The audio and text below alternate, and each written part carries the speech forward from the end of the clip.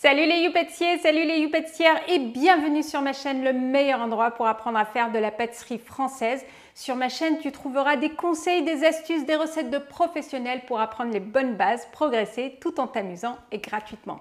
Alors si tu es nouveau, n'oublie pas de t'abonner à ma chaîne. Et si tu veux recevoir chaque semaine des recettes de pâtisserie française dans ta boîte mail gratuitement, n'oublie pas d'aller t'inscrire sur le lien qui se trouve en dessous de la vidéo. Allez, à tout de suite pour la recette.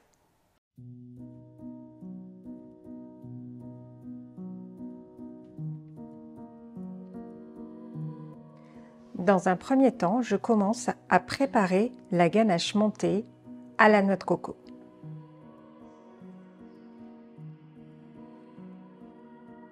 Pour cela, je commence à faire fondre le chocolat blanc à pleine puissance au micro-ondes.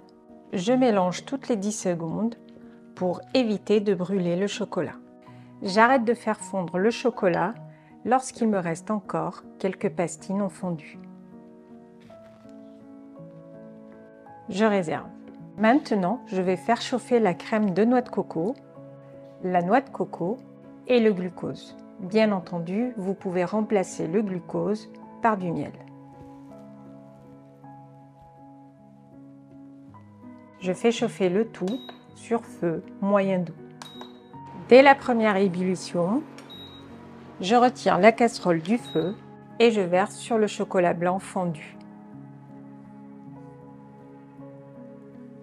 Je réalise une émulsion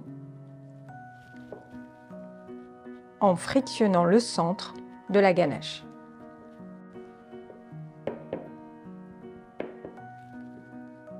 Et maintenant, je verse la ganache dans un contenant profond. Puis, je vais verser la crème froide et j'émulsionne au mixeur plongeon.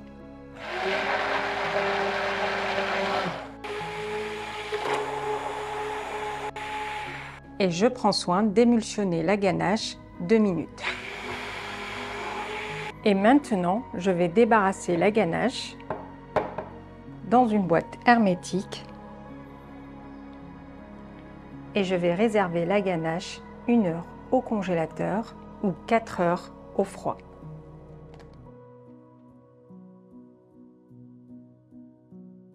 Maintenant, je vais préparer le biscuit roulé.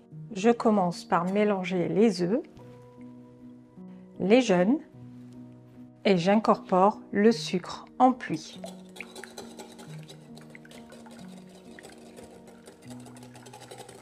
Et je vais déposer le mélange sur un bain-marie.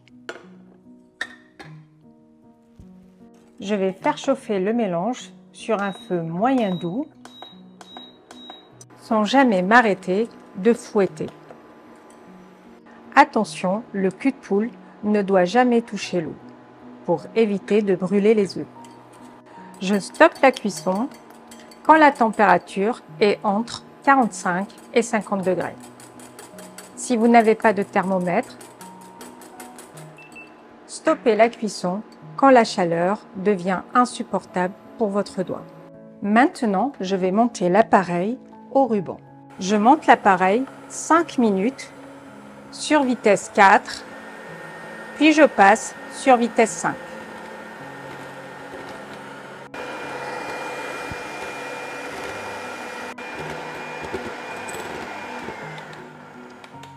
Après 5 minutes, l'appareil a blanchi, il a doublé de volume et il forme un beau ruban.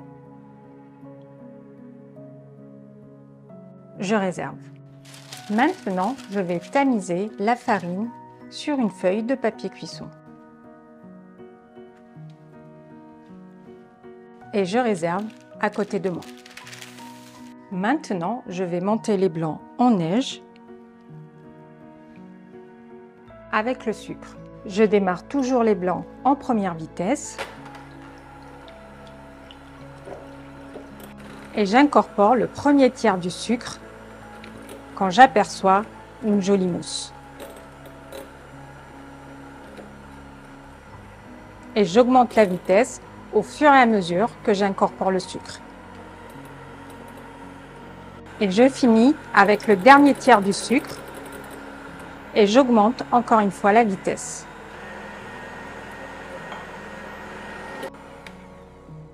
Attention, ne montez pas les blancs trop fermes, autrement vous aurez du mal à l'incorporer dans le mélange. Je réserve. Maintenant, j'incorpore un tiers des blancs dans le mélange œuf-sucre. Puis j'incorpore la farine tamisée tout en mélangeant du centre vers l'extérieur délicatement.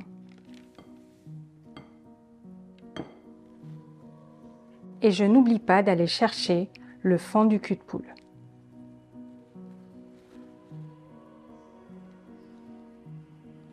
Et je finis avec le reste des blancs d'œufs.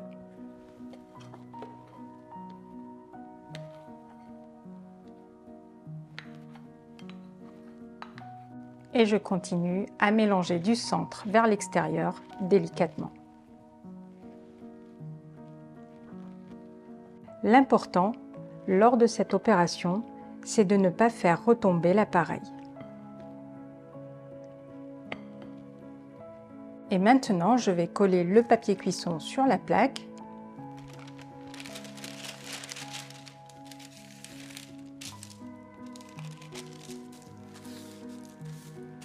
Avant de verser entièrement mon appareil sur la plaque de cuisson.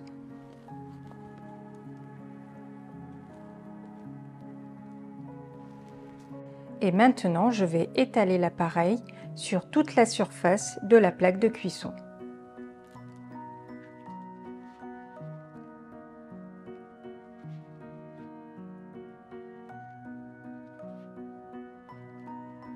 Et maintenant, je vais lisser l'appareil sur toute la surface de la plaque de cuisson à l'aide de ma palette coudée. Pour cela, j'écarte les doigts et j'exerce un appui très léger en faisant des zigzags. Et je maintiens la palette coudée en biais.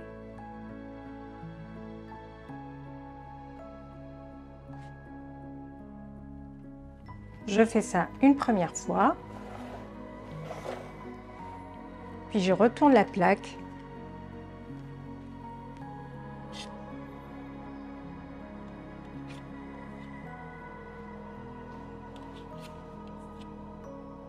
pour faire un deuxième passage.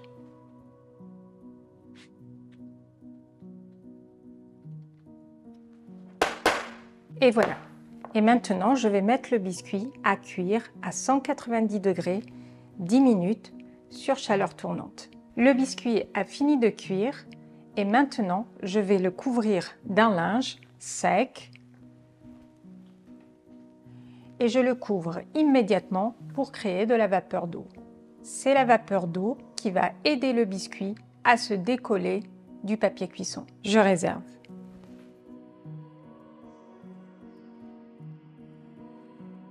Et maintenant, je vais préparer le sirop aux fruits de la passion. Pour cela, je fais chauffer le sucre, l'eau et le jus du fruit de la passion. Je stoppe la cuisson dès la première ébullition. Je débarrasse dans un cul de poule et je réserve.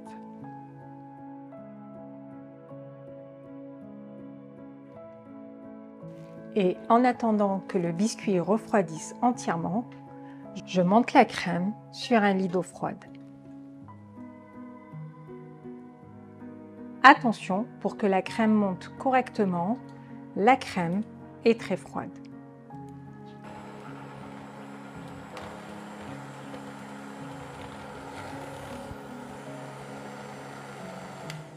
Attention, ne montez pas la crème trop ferme. La crème doit être souple. Je réserve.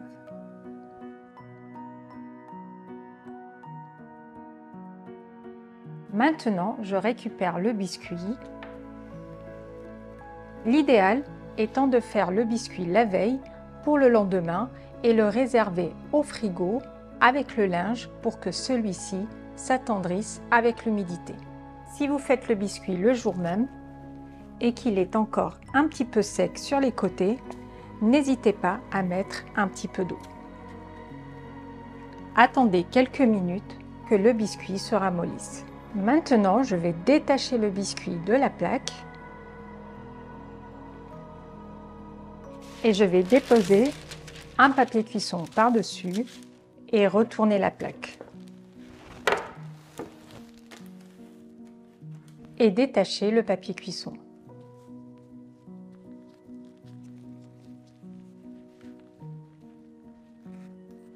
Et maintenant, je vais imbiber le biscuit avec le sirop aux fruits de la passion.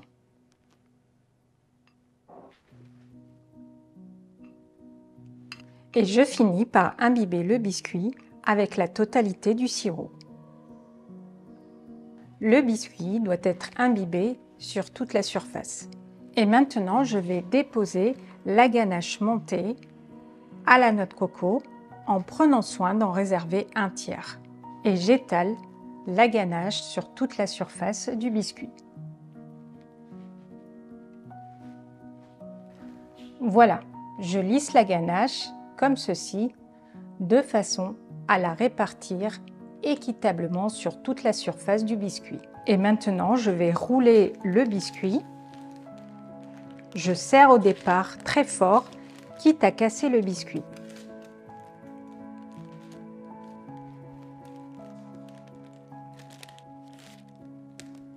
Et maintenant, je vais rouler le biscuit en m'aidant du papier cuisson. Maintenant, je vais décaler le biscuit sur la feuille de papier cuisson. Je rabats le haut de la feuille de papier cuisson. Et à l'aide de ma plaque, je vais serrer le biscuit. Je dépose la plaque sur le dessus. Je tire la feuille inférieure vers moi et je pousse la plaque vers le sens opposé.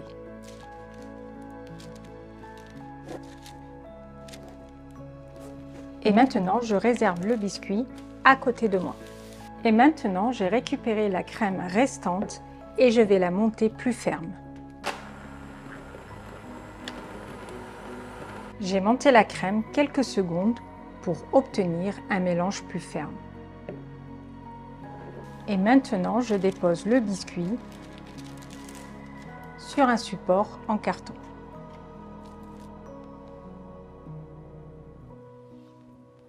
Et maintenant, je vais masquer le biscuit avec le reste de la ganache montée à la noix de coco.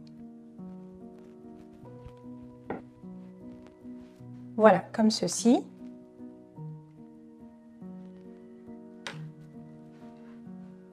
Et maintenant, à l'aide d'un rhodoïde, je vais lisser toute la surface. Je maintiens le rhodoïde en biais et je vais exercer une légère pression sur les côtés.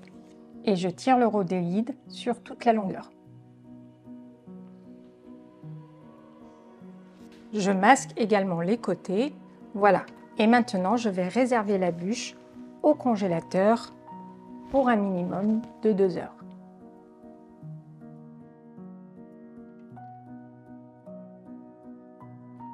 Maintenant, je vais préparer le glaçage à la mangue. Je mets la gélatine à hydrater dans de l'eau très froide.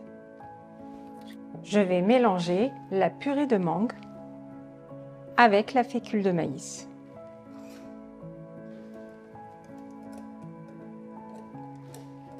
Je mélange au fouet jusqu'à ce qu'il n'y ait plus de grumeaux. Et maintenant, je vais incorporer la crème. Et je mélange à nouveau. Maintenant, je fais chauffer l'eau. Dès que l'eau bout, je réserve à côté. Maintenant, je vais préparer un caramel à sec. Je dépose le sucre dans la casserole et j'étale le sucre. Je laisse fondre le caramel sur un feu moyen doux et je ne touche pas au sucre. Dès que je constate la première fonte du sucre autour de la casserole, je peux commencer à mélanger gentiment. Voilà, je vais mélanger gentiment le sucre jusqu'à ce que tout soit fondu. Et s'il le faut, de temps en temps, je retire la casserole du feu jusqu'à ce que le sucre soit entièrement fondu.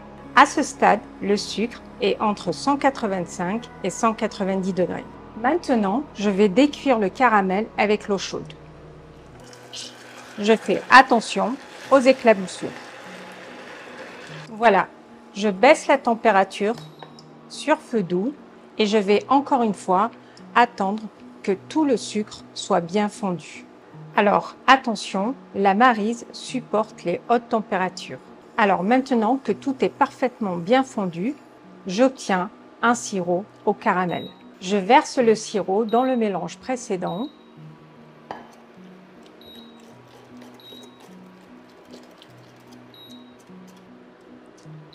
Et je vais remettre hors du feu le mélange dans la casserole et je vais remettre le tout à cuire 2 minutes. Et bien sûr, je ne cesse jamais de mélanger. Voilà, maintenant que j'ai cuit le glaçage entre 2 et 3 minutes, je vais refroidir le glaçage sur un lit d'eau froide. Et dès que le nappage atteint les 50 degrés, j'incorpore la gélatine fondue.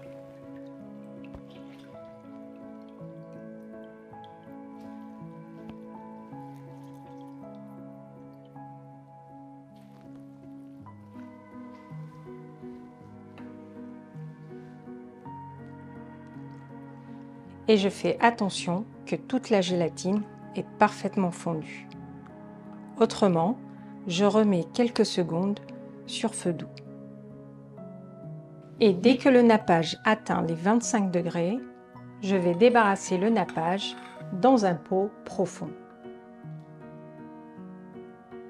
Et maintenant, je retire la bûche du froid.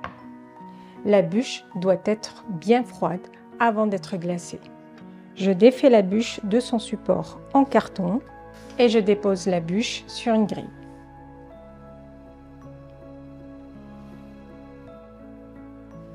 Je vérifie une dernière fois que je suis bien à 24 degrés avant de glacer la bûche. Et maintenant, je glace la bûche. Je choisis la partie arrondie et je vais faire des allers-retours tout le long de la bûche.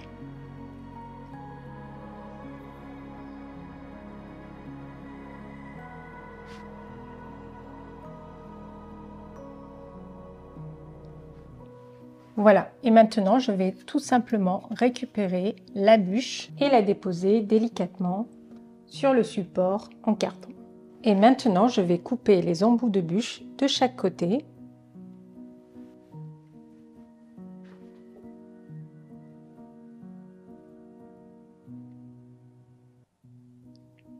Et pour avoir une découpe propre, découpez la bûche quand celle-ci est encore surgelée.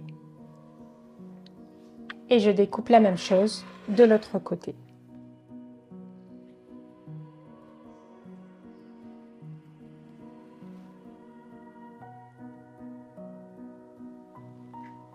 Et voilà, et maintenant il ne me reste plus qu'à déposer quelques décorations sur la bûche de votre choix.